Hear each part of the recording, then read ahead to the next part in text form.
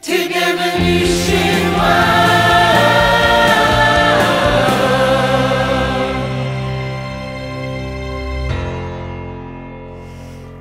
Bonjour les amis de la grande famille du CE-CCE. Nous voici toujours en route vers Noël, en ce beau temps de l'Avent, devant la belle église Sainte-Marie à Orléans. J'ai une question pour toi. Où est la plus belle des crèches? Où est la plus belle des crèches?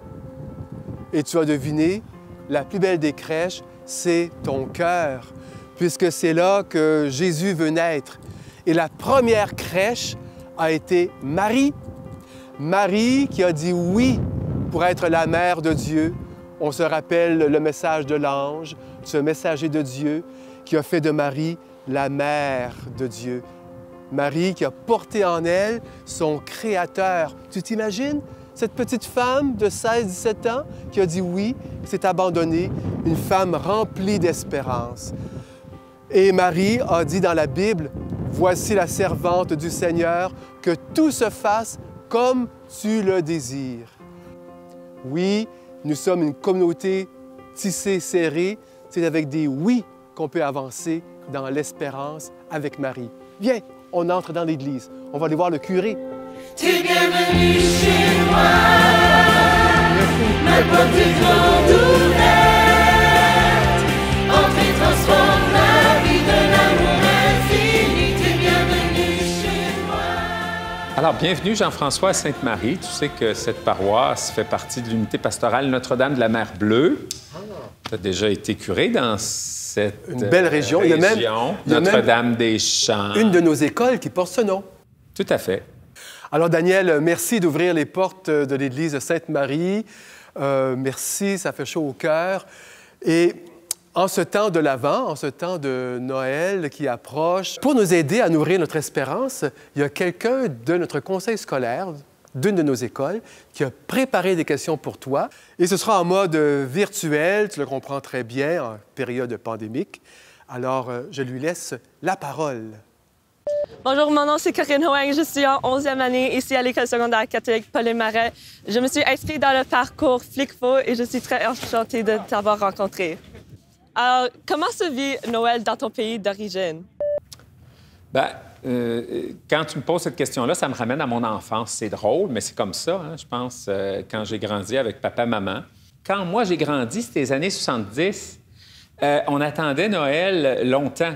De nos jours, souvent, dès le début décembre, on a l'impression qu'on est dans la période de Noël. Quand je grandissais, Noël arrivait peut-être le 23 décembre, en fin d'après-midi. Et là, à partir de ce moment-là, c'est sûr qu'on avait décoré la maison, on avait fait les décorations à l'extérieur, on avait mis les lumières, installé les lumières, mais à partir de ce moment-là, la joie de Noël commençait et on y allait jusqu'après le jour de l'an. Alors, comment se passe Noël? Aujourd'hui, bien, c'est un peu différent parce que, étant célibataire, mes parents étant décédés, bien là, actuellement, je le vis avec ma communauté chrétienne. Évidemment, pour moi, Noël, aujourd'hui, c'est de me retrouver à l'église le 24 décembre. Et en église, c'est un peu comme dans mon enfance parce qu'on ne commence pas Noël avant Noël. On commence Noël le 24 avec les messes de Noël. Et cette période de Noël, c'est aussi une période de joie, de lumière. Et autant que je vis des grands rassemblements quand je me retrouve dans les communautés chrétiennes comme prêtre, autant quand je me retrouve en famille, bien, c'est plus petit et c'est très bien ainsi. Alors, c'est un peu comme à la crèche. Ils n'étaient pas nombreux, hein? Il y avait Marie, Joseph, Jésus, des bergers, l'âne, le bœuf, bon, enfin. Alors, voilà. C'est un peu comme ça, Noël. C'est un bon temps. C'est un temps, au fond, de se retrouver. Pour moi, ce n'est pas un temps de repos à cause des célébrations, mais c'est un temps de retrouver mes proches et aussi des amis. Hein? Alors, y a-t-il une tradition particulière? Bien, je me souviens, quand j'étais enfant, c'était d'apporter l'enfant Jésus dans la crèche qui était au pied de l'arbre de Noël. Alors, c'est drôle parce que, bon, j'étais enfant unique et avec mes parents. Et puis, bien, c'est rapidement moi qui ai eu cette tâche-là, puis j'avais pas de frères et sœurs qui pouvaient me la voler. Alors, chaque année, J'apportais l'enfant Jésus. Et puis, avec l'histoire, bien sûr, qu'à un moment donné, on serrait le petit Jésus quelque part quand on faisait la crèche, puis on ne le trouvait plus le 24 décembre, quand arrivait le moment de le mettre dans la crèche. Alors ça, chaque année, quand je me retrouve à l'église puis que je vois le petit Jésus, je me dis toujours, et j'espère qu'on ne l'a pas perdu, parce que les gens qui viennent à la messe seraient bien déçus de ne pas avoir de petit Jésus dans la crèche. Mais ça, c'est une tradition. Puis on chantait, moi et mes parents, là, des cantiques, des beaux souvenirs. C'est drôle parce que, comme prêtre, à l'Église avec le monde, finalement, je le vis un peu la même chose, mais autrement. Alors, le temps de l'Avent, c'est vraiment un moment d'espérance. Alors, c'est quoi l'espérance pour toi? L'espérance qui est liée à l'attente, espérer, attendre, c'est pas évident aujourd'hui parce qu'on n'attend pas après grand-chose, hein? Moi, quand j'ai besoin de quelque chose... souvent, là, je saute dans ma voiture puis je vais le chercher tout de suite. Même pour un repas le soir, je vis au presbytère, j'ai le goût de manger ça, je ne l'ai pas. J'attends pas à l'épicerie 2 jours après. Je vais le chercher puis je le mange ce soir-là, puis tout de suite. Alors, on dirait que l'attente, l'espérance, ça fait pas tant partie de nos vies que ça. Mais évidemment, quand je pense à l'attente, l'espérance, je parlais de mon enfance, ça me ramène aussi à mes parents qui sont mes parents adoptifs. Mes parents adoptifs, je me souviens, enfant, une des premières choses qu'ils m'ont dites, c'est « on t'a désiré pendant 20 ans », parce que mes parents ont été 20 ans sans enfant. Et puis finalement, ils m'ont adopté. Et alors, j'ai été comme pour eux... la joie de leur espérance, tu sais. Quand je pense à l'Avent, quand je pense évidemment à Noël, je ne peux pas ne pas penser à cette réalité-là. Et moi qui ensuite a goûté à la joie de me retrouver chez ce couple qui m'a aimé, puis qui m'a accompagné, puis qui a fait la personne que je suis aujourd'hui, tu sais. Mais mes parents, je pense souvent à ça, au début de l'Avent. Je me dis que mes parents, eux, ont vécu un long avant que j'arrive. Et je pense qu'à quelque part, ils m'ont appris à attendre des choses. Je me souviens, des fois, maman me disait, « Oui, on pourrait tout de suite aller chercher, mais c'est bon de désirer des choses. » Et en vieillissant, je réalise que oui, il y a des choses qu'on a besoin d'attendre, de désirer. Puis on le vit en temps de pandémie, des choses qu'on ne peut pas faire actuellement. Alors, je trouve que, je ne sais pas comment on va vivre ce temps de l'Avent cette année, mais chose certaine, on a appris à attendre parce qu'il y a des choses, on peut pas aller là, on ne peut pas rencontrer ces gens-là. On est comme dans l'attente de se retrouver, tu sais. Cette patience de Dieu envers nous doit nous aider aussi à cette patience entre nous, non? Je pense que l'Avent nous rappelle ça aussi. Comment est-ce que toi, tu vois la place des jeunes dans l'Église, mais aussi dans ta paroisse? Quand moi, j'étais jeune, on me disait que j'étais l'avenir de l'Église. Alors, je réalisais plus ou moins ce que ça voulait dire, mais moi, je ne veux pas prendre ce chemin-là. Les jeunes, ils font partie de l'avenir de l'Église, mais ils sont l'Église aujourd'hui. Et quand je vois des jeunes dans ma communauté avec les parents, quand je vais à l'école, bon, quand c'est possible d'aller à l'école, pour la remise des Nouveaux Testaments, on est allé rencontrer les jeunes dehors, là, en ce temps de pandémie. Et je voyais et j'entendais ces jeunes qui me disaient, bien, on veut connaître Jésus, on veut apprendre à qui il est. Et quelqu'un me disait, bien, qu'est-ce qui nous dit que Jésus a existé?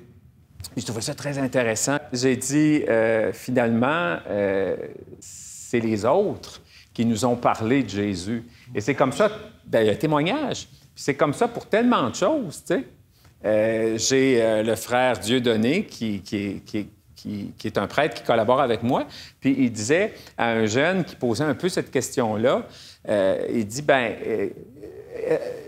comment tu sais que l'Afrique existe? Parce qu'il vient d'Afrique, il vient du Rwanda.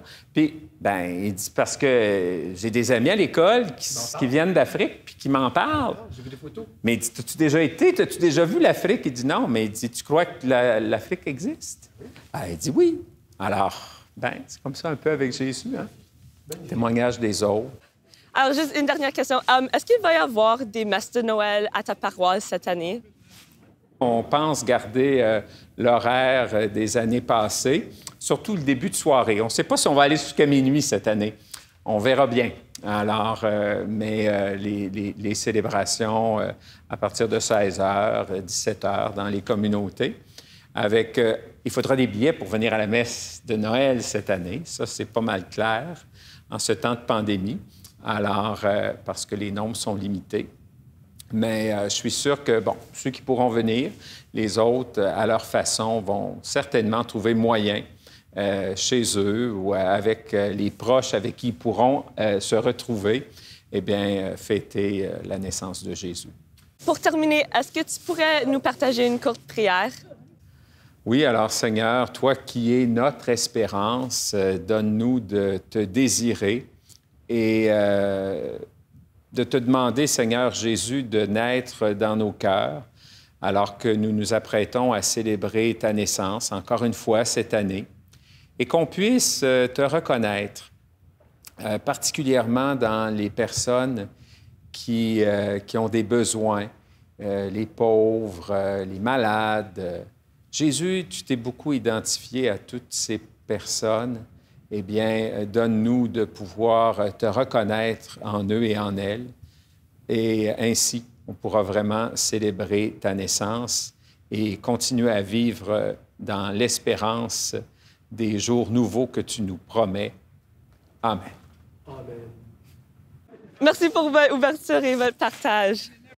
Daniel, merci beaucoup d'avoir nourri notre espérance et je te souhaite une belle montée vers Noël. À très bientôt. Merci. Qu'il n'y avait pas de place pour Avec toi, je veux dire un grand merci à notre ami Daniel, curé de cette belle paroisse à Orléans, qui nous a accueillis les bras ouverts comme toujours. Et n'oublie pas notre rendez-vous pour célébrer la fête de Noël, cette grande liturgie de la parole qui aura lieu très bientôt.